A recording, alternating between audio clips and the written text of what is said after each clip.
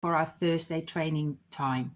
So Thursday training time today has the subject of data security, because in the last week I've been having lots of conversations with people about data security, and often the discussion turns to cybersecurity. Because it seems that the last couple of years, cybersecurity and data security have been sort of intertwined and intermingled. But as professionals, whether you're a business owner, entrepreneur, or IT professional, you need to be aware of data security, irregardless. That's not a word. You need to be aware of data security no matter whether you're looking at it from a cyber point of view, an internet point of view, an Internet of Things, or on-premise, local, legacy type of situations. So today, my focus is all about what you need to know around data security. So let's have a look at the presentation I've prepared for you. Okay, so here we go. So to reiterate, we're looking at data security and not so much cybersecurity. So the data security of the practice of protecting your data by making it inaccessible, secured, or backed up to prevent its misuse. So it's all about the use and misuse of your data. It's all about protecting it, making it inaccessible and secured. So the importance is that you need to have strict measures. So when you look at the number one critical capability, the thing that you need to ask yourself is, do we have strict measures to ensure the privacy and security of any devices, any networks, any servers, and any other tools that we use within our organization by which data is collected or stored? So that is the number one critical capability that you need to have in 2023, because that's where we're at the moment, in relation to data security. So if we dive a little bit deeper, so we're looking at the strict measures that have been taken to ensure the privacy and security of your devices, network, servers, and other tools in which data is collected and stored and thereby used. So used by your employees, used by your teams, used by your systems, used internally. So you need to have your strict measures. So that means you periodically need to review how you're doing on these measures. You need to stay on top of these measures and benchmark them against best practices, international regulations, etc. Then you also need to look at your licenses. Again, periodically review the license status across all your devices in use. Are you still licensed? Are you licensed to the correct level? Maybe you have a surplus of licenses for information and data and systems that you no longer use. So keep that in your rotation as well. Then the connection to cyber and internet is your Internet of Things. So make sure you centralize the data from your various Internet of Things and your generic devices. So have that as part of your periodic reviews as well. And then, of course, your compliance. Make sure that you comply with all the legal requirements regarding privacy and data security measures. And yes, we're meaning the GDPR in Europe, but there are a lot of other privacy and data security measures that you need to comply with. So have a team or have a person responsible to identifying what those compliance requirements are, what you need to know locally within your organization, within your state, territory, country, or those of your customers, vendors, and suppliers.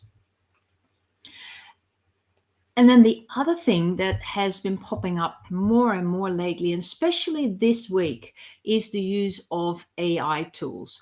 So a lot of business professionals use AI tools to create content, use AI tools to increase productivity in all sorts of ways. And the fact that Microsoft spent $14 billion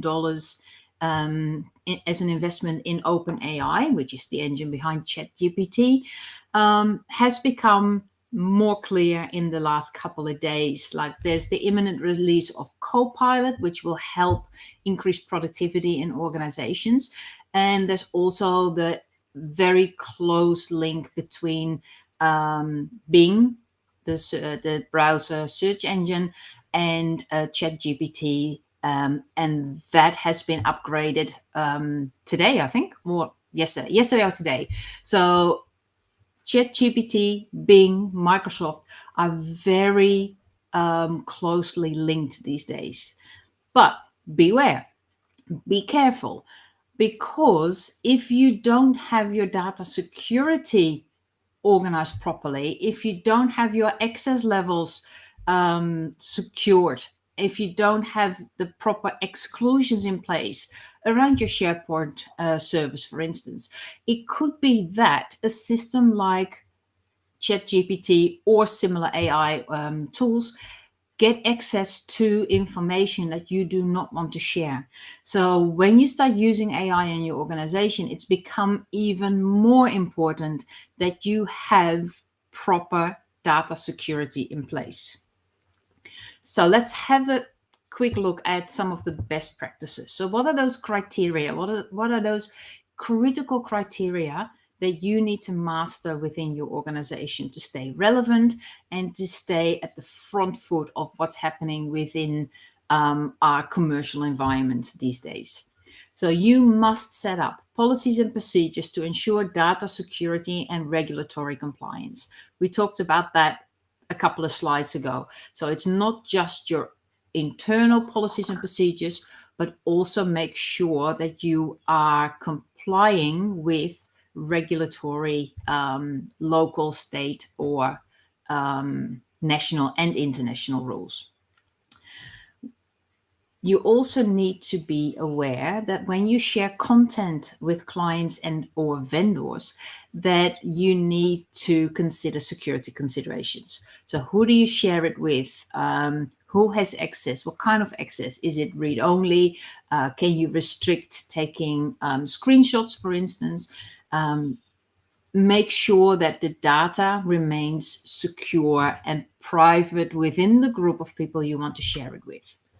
So in order to have these best practices in place, in order to implement these criteria, it would be good to consider a couple of roles within your organization. And the larger your organization, the more official these roles will be and the more encompassing these roles will be. But human resources roles, job roles like Chief Information Security Officer or Security Administrator and Security Analyst are becoming more and more important within the context of data security. And then that regulatory assessment, or the regular assessment, the assessment, the risk assessment and mitigation that you need to do on a regular basis, that we saw in that first slide with the 4 columns, where it says you need to do a regular assessment to check your measures against benchmarks, to check your measures against what's happening in the organization. So when you do your risk assessment and you set up your mitigation strategies, make sure that whatever questions you ask within your assessments, you have clearly defined answers across the organization. So when you have a regular risk assessment and data security testing schedule, make sure that everybody is aware that that's happening. Make sure that you do these assessments on a regular basis and that you have clearly defined answers. If you don't have the clearly defined answers, then that is your implementation of your mitigation strategies.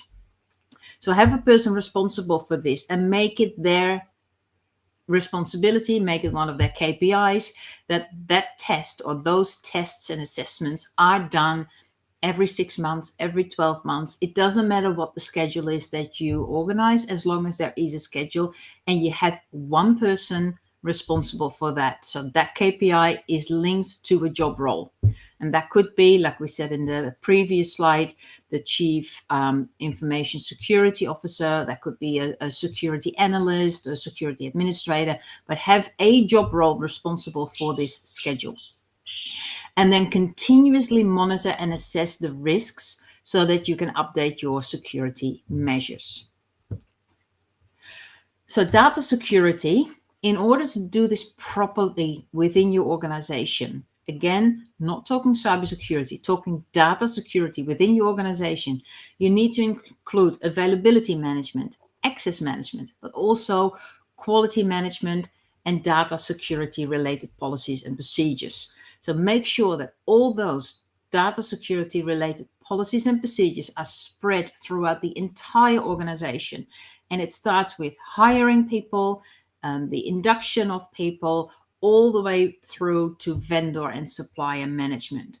So data security is not an IT problem. Data security is a organization-wide, business-wide challenge. Everybody in the organization needs to be aware of data security and the importance of it, and every step in the organization, every role in the organization needs to be involved in organizing data security. So where did I get that information? So I've talked about critical capabilities a lot. So I've taken that from a can't talk today. It's Thursday, the 28th of September, and I have lost the ability to speak. I apologize.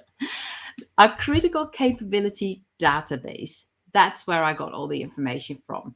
So based on the Moscow score, the number one criteria that comes out is that you must have strict measures to ensure this privacy and security of any devices, networks, servers, and other tools by which data is collected or stored. So that's what we started this with. So when you want to know more about this critical criteria database, it is taken from our database service, and we have one of those services free of charge. The platform we use is Airtable, so that's why we call it Airtable Lite. Airtable is not our own platform. We use that platform to share these databases with you. So when you use this QR code, you will get free access to the light version of our databases, and the data security database is one of them. So if you sign up for Airtable Lite, so it's the out of service critical capability databases Lite, offered to you through the Airtable platform.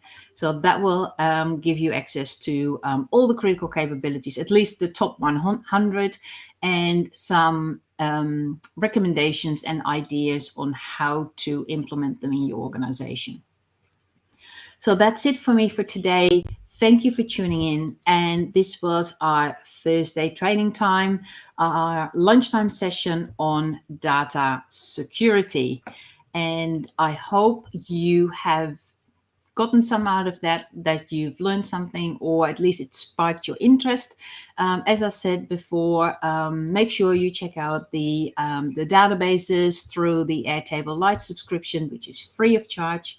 And if you have any questions about any of the data security courses or certification programs we offer, feel free to connect with me via LinkedIn, send me a private message, or send me an email. And you can email me at this email address. It says, do you have a story to tell? But, have a question to ask, email me at ivanka.menken@theartofservice.com. And I look forward to hear from you again. And if not, I will be back on Thursday next week with another Thursday training time. I'll see you then. Bye for now.